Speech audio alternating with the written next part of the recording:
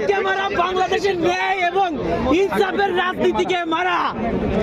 তিনি দেখেছেন, তিনি তার পকেটে মানুষ টাকা দিয়ে যাচ্ছে, তার পকেটে মানুষ টাকা দিয়ে যাচ্ছে। বাংলাদেশের কোন নির্বাচনে আমার জন্মে আমি দেখি নাই, এরকম নির্বাচন দেখি নাই। তার পকেটে টাকা দিয়ে যাচ্ছে। গতকালকেও দেখলাম একজন 50,000 টাকার বান্ডিল তার পকেটে দিয়েছে, তিনি কান্না করে দিয়েছেন।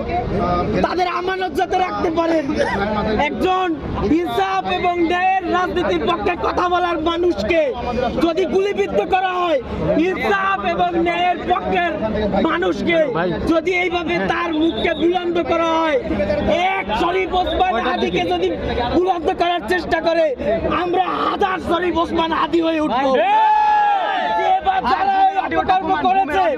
আমরা স্পষ্টভাবে জানিয়ে দিতে চাই, তিনি কোন রাজনৈতিক দলের মুখপাত্র না। ইনকিলাব মঞ্চ বাংলাদেশ এবং বাংলাদেশের সর্বস্তর মানুষের পক্ষে কথা বলেছেন।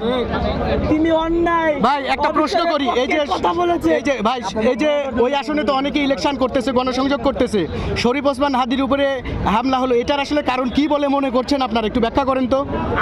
আমরা যেটা ধারণা করছি, সাধারণ ছাত্র জনতার পক্ষে ঢাকা ইউনিভার্সিটি এবং বিভিন্ন ছাত্র সংগঠন ইতিমধ্যেই আমরা এখানে উপস্থিত আছি। আমরা যেটা মনে করছি, ন্যায় এবং ইনসাফের যে নতুন ধারা বাংলাদেশে চালু হচ্ছে, এর মুখকে বুলন্ডিত করা, একে বন্ধ করার জন্য এই চক্রান্তমূলক হামলা করা হয়েছে। এটা যদি কোন রাজনৈতিক দল করে থাকে, আমরা জানিয়ে দিতে চাই, শরীফ ওসমান হাদি একা না, শরীফ ওসমান হাদি একা না।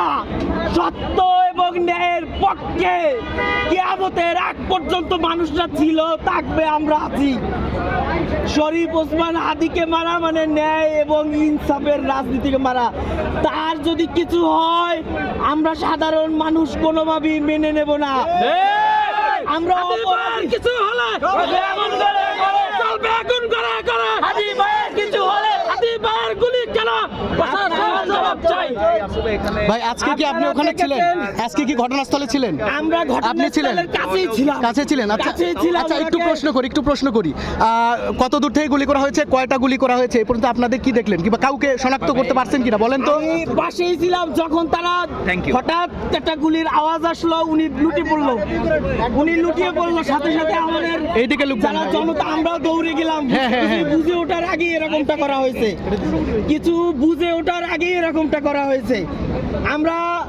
আমরা ইনকিলাব মঞ্চের ভাইদের সাথেও যোগাযোগ করেছি, কি তারাও মানে হতবাক হয়ে গেছে, এরকমের একটা নিরস্ত্র সাধারণ গণমানুষের সাথে ভোটার যোগ করছেন, এরকম একটা নিরস্ত্র মানুষের উপরে সন্ত্রাসীমূলক হামলা, এইটা আমরা বাংলাদেশের আপামার জনতা কোনোভাবেই মেনে নেব না।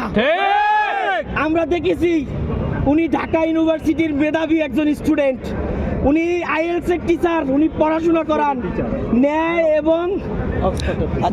এবং ইনসাফের কথা সবসময় আমাদেরকে বলে। ভাই এই আসনে তো অনেক কয়েকদিন ধরে উনি গণসংযোগ করছে, নির্বাচন করবে ঢাকা 8-এ। এর আগে কোনো হামলার শিকার হয়েছে কিনা, কিংবা এরকম কিছু দেখছেন কিনা, কেউ কোনো হুমকি দিয়েছে কিনা, একটু বলেন, ব্যাখ্যা করেন। তাকে আমরা দেখেছি ছাত্রলীগ এবং ভারতীয় বিভিন্ন